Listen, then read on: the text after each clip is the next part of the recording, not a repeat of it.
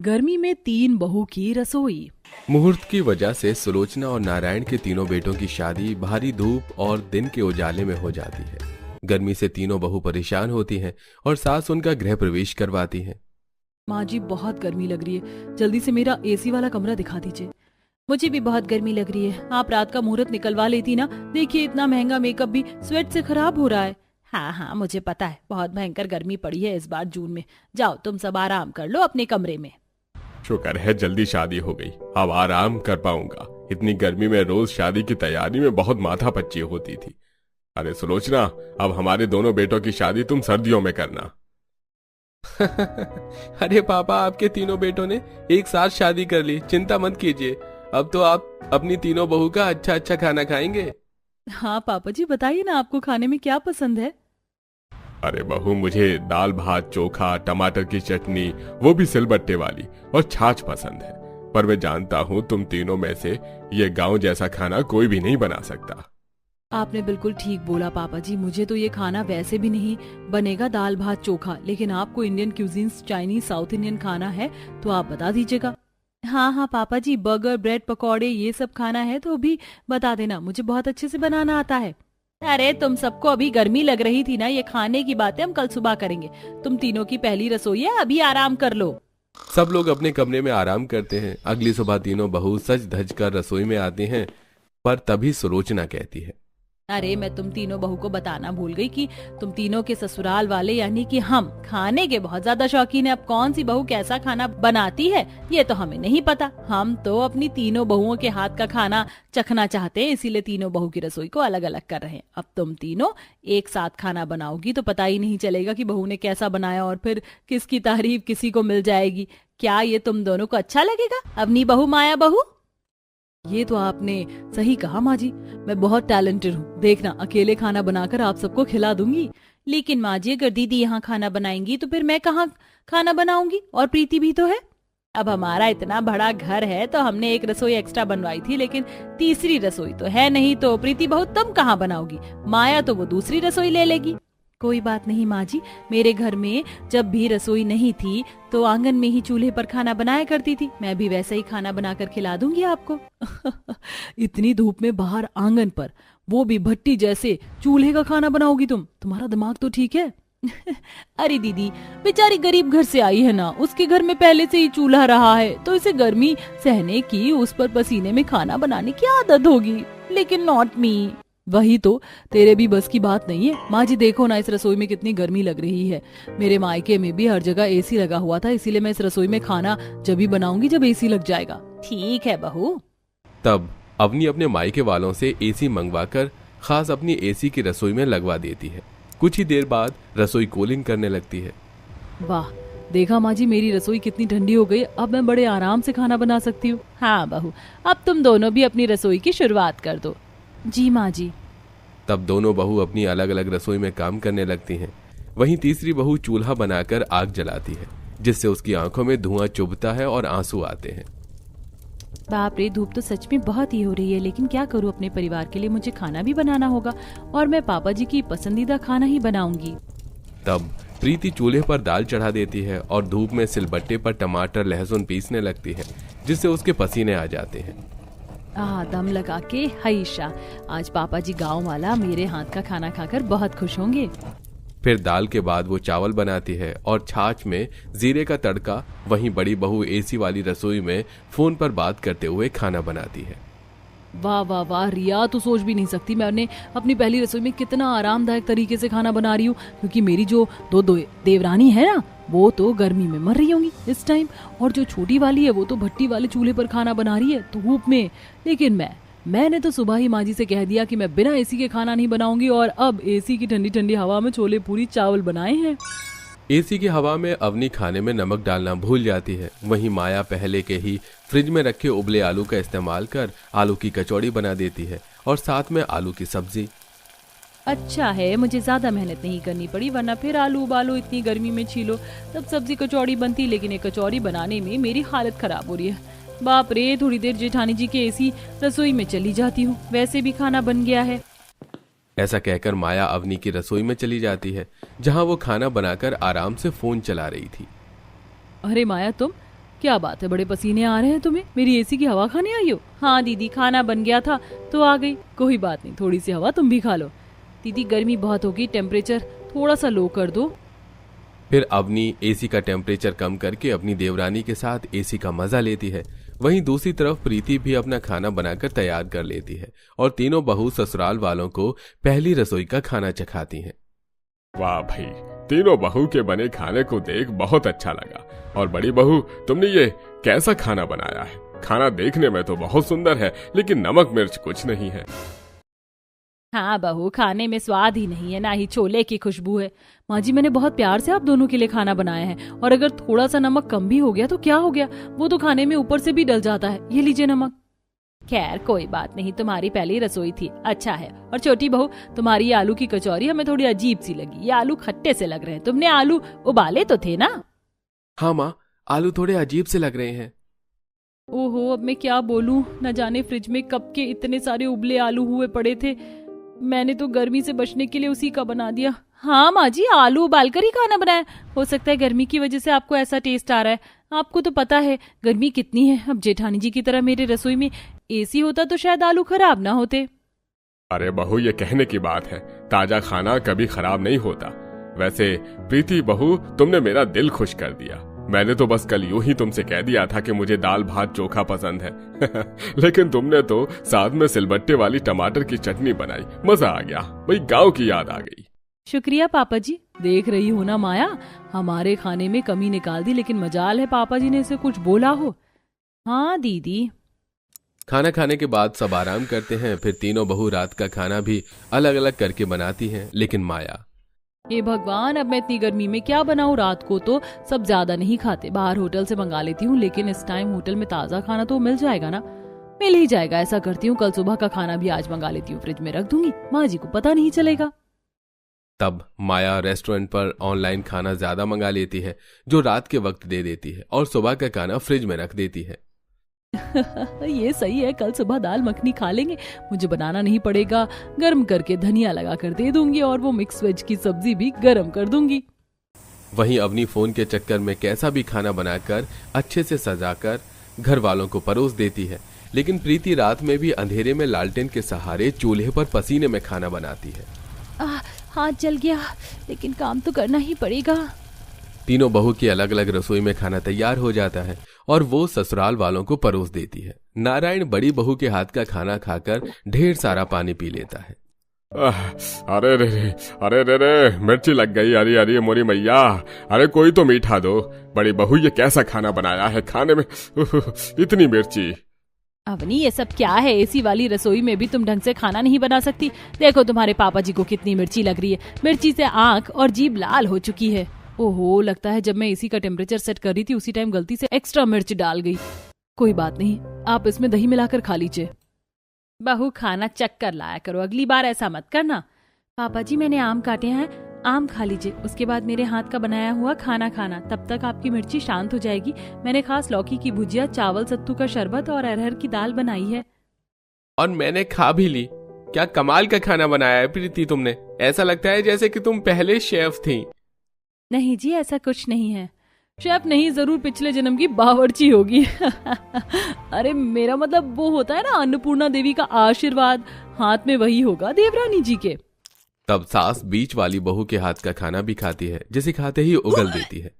भला बेचारी सुलोचना को क्या पता था कि माया ने होटल का बासी खाना ऑर्डर करके उसे खिलाया है। ये भगवान, माया तुमने कैसा खाना बनाया? इतना अजीब था कि मुंह से बाहर ही निकल गया। रहने दो, छोटी बहू के हाथ का खाना खा लूंगी मैं। देखो बहू, हमें खाने का शौक है, लेकिन ऐसे हमारा शौक मत मारो। तब दोनों बहू को फिर से गुस्सा आता है, क्योंकि घर वाले छोटी बहू के खाने को खाकर अपना पेट भर लेते हैं। ऐसे ही दिन गुजरते हैं। गर्मी में तीनों बहू अपनी अलग अलग रसोई में काम करती हैं, लेकिन सबसे ज्यादा गर्मी की मार प्रीति को झेलनी पड़ती है। एक दिन, बाप रे, बहुत धूप हो रही है, पता नहीं कैसे दोपहर में खाना बनाऊंगी। सोच रही हूँ आज गट्टे की सब्जी और अजवाइन के पराठे बना देती हूँ, और साथ में चटनी भी तो बनानी है, लेकिन बेसन भी नहीं है। बाजार चली जाती हूँ। प्रीति जैसे ही पर्स उठाती है तब जेठानी रोक लेती है। अरे गरीब प्रीति जी, मेरा मतलब देवरानी जी, कहाँ जा रही हो झोला उठाकर? वो जेठानी जी, शाम का खाना बनाने के लिए सब्जी और बेसन लेने जा रही हूँ। अच्छा तो सुनो, मेरे लिए भी बैंगन, आलू, धनिया, मिर्ची ले आना, और हाँ चाप भी लाना। ठीक है दीदी। और माया दीदी आपको कुछ नहीं मंगवाना? भला मुझे किसी सब्जी की क्या जरूरत, मैं तो सारा खाना बना बनाया मंगवा लेती हूँ, और होटल का रात का खाना भी बचा हुआ है। हाँ वो तुम धनिया मिर्ची ले आना, बाकी मेरे पास सब कुछ है। ठीक है दीदी। तब प्रीति कड़ी धूप में बाजार जाकर छांट छांट कर सब्जी लेती है। चलो अच्छा है मैंने सारी सब्जी खरीदी। प्रीति घर आ जाती है। वहीं माया चुपके से बनी बनाई ग्रेवी मसाला बाहर से लाकर फ्रिज में रख देती है और उसी का खाना बना देती है। वाह माया, तेरी माया ही अलग है। तूने तो बनी बनाई ग्रेवी में 4 पनीर के टुकड़े डाल दिए और पानी डालने के बाद सब्जी तैयार। लेकिन ये सब्जी कम लग रही है और घर में सब खाएंगे। कल रात की पनीर की सब्जी मिला देती हूँ, किसी को कुछ पता नहीं चलेगा। ये कहकर माया बासी ग्रेवी में बासी पनीर की सब्जी मिला देती है और आटा भी बहुत ज्यादा गूंथ लेती है। ओहो, एक तो गर्मी, ऊपर से इतना सारा काम। अच्छा है मैंने 3 किलो आटा अभी मार दिया। अब 3 टाइम की रोटी इसी से बना दूंगी, फ्रिज में रखकर खराब भी नहीं होगा। तब माया रोटी बनाकर बाकी का आटा फ्रिज में रख देती है और वहीं प्रीति भी चूल्हे पर गट्टे की सब्जी और हाथ की मोटी रोटी तैयार कर देती है और घर वाले खाना शुरू करते हैं। पापा जी आज सबसे पहले आप मेरा खाना चखिए। नहीं, सबसे पहले मैं छोटी बहू का हाथ का खाना खाऊंगा। अरे पापा खा लीजिए ना, बेचारी ने इतनी मेहनत से बनाया है। मुझे खाना दिखने में तो लाजवाब लग रहा है, पनीर मसाला बनाया है। हाँ ठीक है तो खा लेते हैं। घर के सभी लोग दोनों बहू के हाथ का खाना खाकर निराश हो जाते हैं, परंतु प्रीति के हाथ का ही खाना खाकर सब खुश होते हैं। बहू तुम्हारी गट्टे की सब्जी और मोटी रोटी के साथ हरे धनिया की चटनी बहुत अच्छी लग रही थी, पर तुम दोनों कब अच्छा खाना बनाना सीखोगी? मुझे तो लगता है तुम दोनों को अच्छा खाना बनाना ही नहीं आता। फिर से बड़ी बहू तुम्हारे खाने में कमी है, सब्जी अच्छे से नहीं पकी और तुम्हारा पनीर मसाला तो ऐसा लग रहा है 10 दिन पुराना हो। बताओ, एक में भी खाना ढंग से नहीं बना पा रही हो बड़ी बहू तुम। वही तो, कल का खाना खाकर भी माया बहू तुम्हारी वजह से मेरा पेट दर्द हो गया था, पर मैंने बोला नहीं, दवाई ले ली। तुम ऐसा खाने में क्या पकाती हो जो ताजा ही नहीं लगता? कुछ नहीं माँ जी, मैं तो दोनों की तरह वही खाना बनाती हूँ, लेकिन आपको कभी अच्छा ही नहीं लगता। शायद आप अपनी छोटी बहू को ही प्यार करती हैं। मेरा मतलब ये नहीं है बहू, तुम तीनों मेरे लिए बराबर हो। खैर कल घर पर मेहमान आ रहे हैं, उनके सामने ऐसा मत करना बस। माँ जी दोनों दीदी कल बहुत अच्छा खाना बनाएंगी, आप चिंता मत कीजिए। माया अपने कमरे में चली जाती है। वहीं प्रीति बर्तन साफ करती है और अपनी एसी के कमरे में आराम करती है। पर रात का खाना खाने के बाद नारायण को पेट में दर्द होता है। सुलोचना, अरे मेरे पेट में फिर से दर्द हो रहा है। समझ नहीं आ रहा अपनी बहू बेकार का खाना बनाकर दे रही है या माया बहू, क्योंकि छोटी बहू का खाना तो एकदम ठीक होता है। ये माया बहू के खाने में हमेशा कुछ न कुछ अलग होता है और हल्की हल्की महक भी आती है। आप सही कह रहे हैं, 1-2 बार मुझे भी लगा उसके खाने में, लेकिन वो हमें ऐसा खाना थोड़ी ना देगी। तीनों बहुत रोज खाना बनाती हैं। माँ जी मैं इस्त्री वाले कपड़े देने आई थी, क्या हुआ? पापा जी को मुरझाए हुए लग रहे हैं। बहू इनका फिर से पेट दर्द हो रहा है। अच्छा माँ जी मैं अभी पानी गर्म करके लाती हूँ, उनका दर्द खत्म हो जाएगा।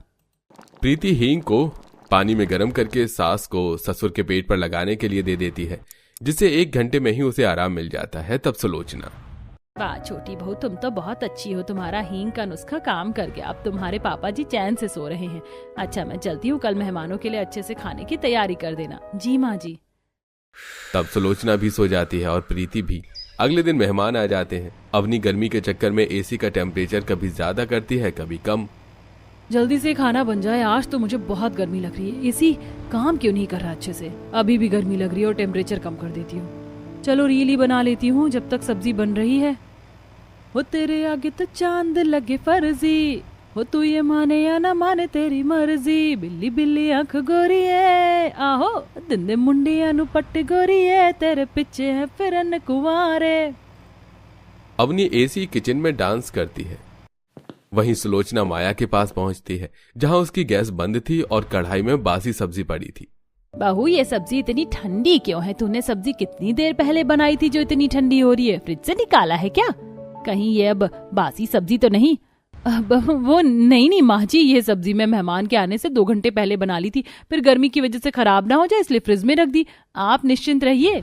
अच्छा ठीक है, इसके साथ जो बनाना है पूरी सब्जी वो भी तैयार कर लो। मैं ठंडा पानी लेने आई थी, दूसरे फ्रिज में ठंडा पानी नहीं है। हे भगवान, कहीं माँ जी को पता चल गया तो। फ्रिज में तो परसों का आटा रखा है और 2-3 दिन पुरानी सब्जी भी रखी है। माँ जी ने फ्रिज खोला तो मेरा भांडा फूट जाएगा और माँ जी मुझे भी फोड़ देंगी। नहीं नहीं माँ जी, फ्रिज मत खोलिए। ऐसा कहकर बहू फ्रिज के सामने आकर खड़ी हो जाती है। अरे तू तो ऐसे डर रही है जैसे मैं तेरा कोई चोरी का सामान देख लूंगी। ठंडे पानी की बोतल लेनी है बहू, हट जा। अरे माँ जी, जब मैं हूं तो आपको खुद से कुछ भी लेने का कष्ट क्यों करना है? मैं देती हूँ। माँ जी, मुझे लगता है पापा जी आपको आवाज दे रहे हैं, मैं पानी लेकर आती हूँ, आप उनके पास जाइए। तेरे चेहरे पर इतना पसीना है एकदम से क्यों? वो माँ जी, गर्मी बहुत है ना, मैंने खर्चा बचाने के लिए अपनी रसोई में एसी नहीं लगवाया। मैं दीदी के पास ही चली जाती हूँ खाने। हाँ ठीक है।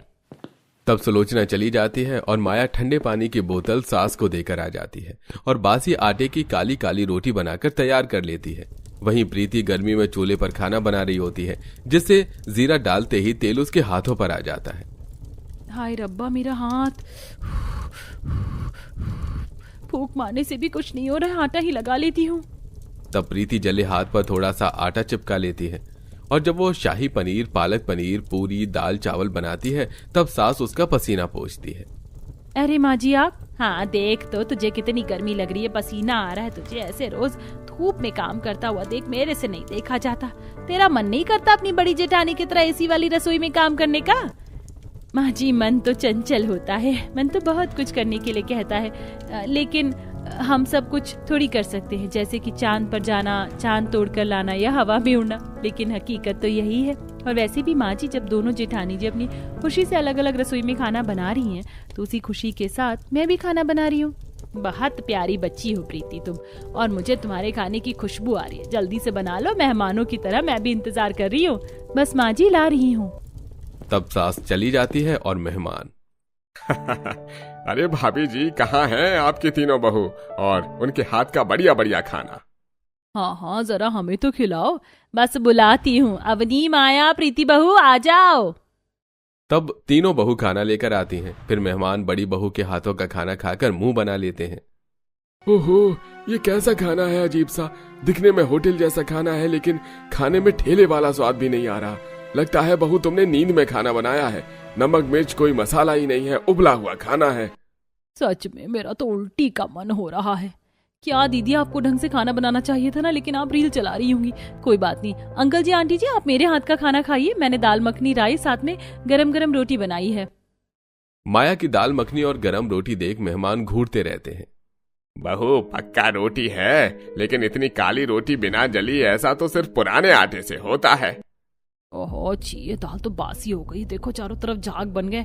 माया बहू, तुम तो बड़ी बहू से भी आगे निकली। तुम हमें 2 दिन पुराना खाना खिला रही हो, हमें बासी खाना खिलाकर अस्पताल पहुंचाना चाहती थी क्या? अरे बाप रे नारायण, ऐसा तो कोई दुश्मन भी किसी के साथ ना करे जो तेरी इस बहू ने हमारे लिए सोचा और किया। अरे नहीं नहीं, ऐसा मत बोलो।